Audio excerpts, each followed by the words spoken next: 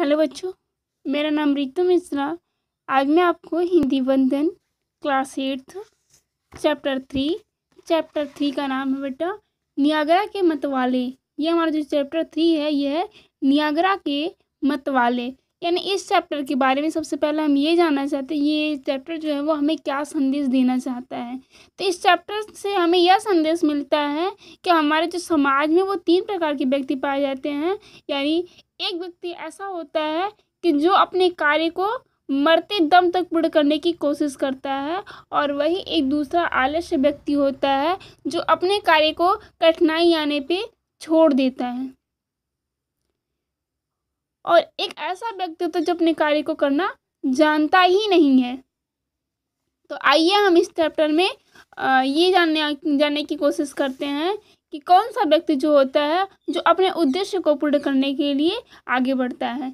यह है हमारा कि 23 जून 1859 की बात है कि संसार के सबसे बड़े विशाल और विकराल जलप्रपात नियाग्रा के दोनों किनारे पर असंख्य नर नारियों की भीड़ एकत्रित थी।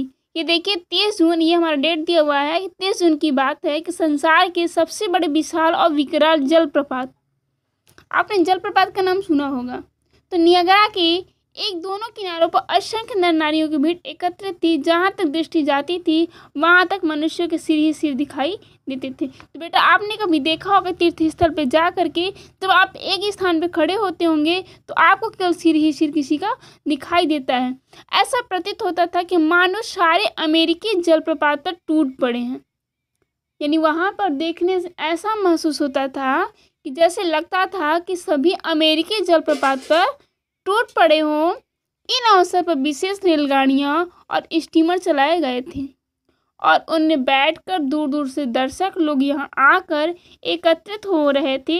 जलप्रपात के किनारों पर इतनी भीड़ पहले कभी नहीं देखी गई थी। यह जलप्रपात की सुंदरता को देखने के लिए लोग दूर दूर तक आते जाते थे। अक्सर ही ऐसा था कि लोग दूर दूर से अपना काज छोड़कर यहाँ आए थे। नियाग्रा जलप्रपात भयानक गति से दहाड़ता हुआ आता है और एकदम 200 फीट गहरे गड्ढे में जा गिरता है। प्रपात ऐसा ही होता है बेटा कि एक जगह से उठता है और एक जगह गिरता है। उसके कोलाहल से दिशाएं गूंजती हैं और उसके तीव्र प्रवाह पर दृष्टि नहीं टेकती। उसी जलप्रपात को एक व्यक्ति 3 इंच मोटे रस्से पर चढ़कर पार करने वाला था। ये देखिए बेटा यहाँ पे 3 इंच मोटे, अब सोचिए 3 इंच बहुत ज़्यादा नहीं होता है।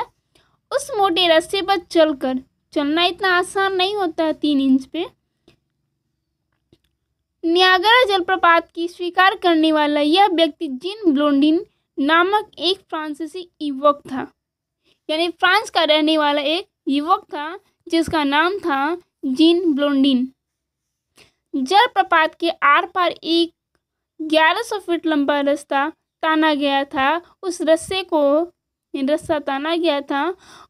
को कसा रखने के लिए 25 से 25 गज के फासले पर सहायक रस्सियां बांधी गई थी और इन रस्सियों को तनी हुई रखने के लिए उनसे रेत के एक एक मन वजनी बोरे लटकाए गए थे। आपने देखा होगा कि कभी तार में ईंटें बंधे होते तो बेटा क्यों बंधे होते हैं?